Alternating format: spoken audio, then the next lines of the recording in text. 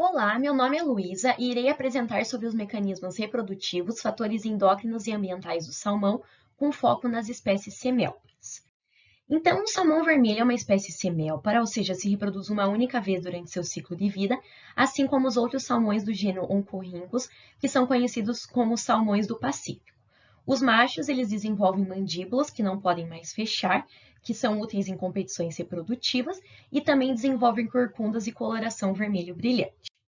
Então, depois de nascer na água doce, o salmão viaja para o oceano, onde vive de 1 a 4 anos. Ele então volta ao seu local de nascimento para se reproduzir, migrando rio abaixo em direção ao estuário. Uma vez em água doce, os machos lutam disputando uma companheira. Depois do acasalamento, as fêmeas depositam seus ovos no cascalho e os machos fertilizam. A maioria dos machos e fêmeas morrem após a desova e depois da eclosão dos ovos, os alevinos eles se alimentam de vitelo e quando jovens nadam até o oceano e assim o ciclo recomeça. Então, a reprodução dos peixes envolve a diferenciação das gônadas, gametogênese, liberação de gametas, fertilização e eclosão dos ovos. E os processos fisiológicos relacionados à reprodução são mediados por diversos fatores endócrinos, controlados pelo eixo hipotálamo, hipófise e gônadas.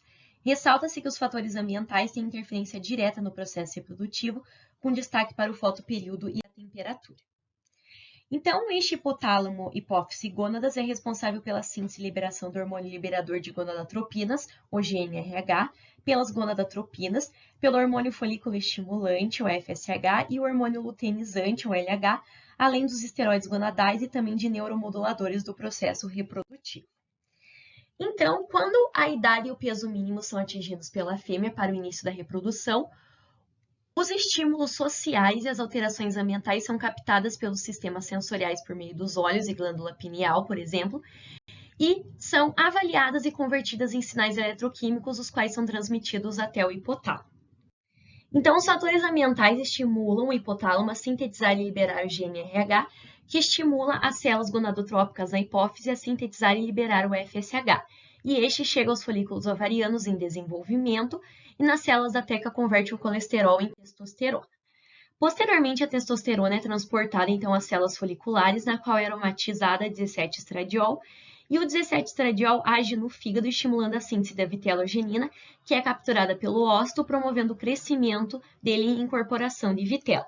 Com isso, ocorre um aumento nos níveis plasmáticos de 17-estradiol e testosterona, e esse aumento inibe a síntese de FSH e, juntamente com a ação do GnRH, estimula a secreção do LH nas fases finais da vitelogênese. O LH estimula as células da teca do folículo ovariano a produzir 17-alfa-hidroxiprogesterona, que é transportada às células da granulose e convertida ao hormônio 17-alfa-20-beta-DHP, que é o hormônio indutor da maturação final e da ovulação. A desova, então, ocorre no outono e inverno e a eclosão dos ovos na primavera, lembrando que a prolactina está relacionada ao comportamento parental.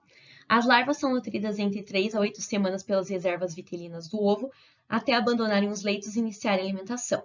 Durante o primeiro e segundo ano de vida, os juvenis permanecem no rio e, após um processo de alterações morfofisiológicas, originam os smots, fase que antecede a migração para o oceano. A temperatura e o fotoperíodo eles vão afetar a secreção e a capacidade de resposta de órgãos-alvo aos hormônios gonadotrópicos, que são o LH e o FSH. E as espécies que desovam no outono ou no início do inverno, como é o caso da maioria dos salmonídeos, o crescimento gonadal ele é estimulado por uma diminuição do fotoperíodo. A glândula pineal, então, responde às mudanças de luminosidade porque contém fotorreceptores extraoculares que funcionam como detectores de luz, gerando ciclo cardiano, síntese de prolactina, hormônio de crescimento e pigmentação. A glândula pineal também é responsável pela produção e secreção de melatonina, a qual atua como regulador do comportamento reprodutivo.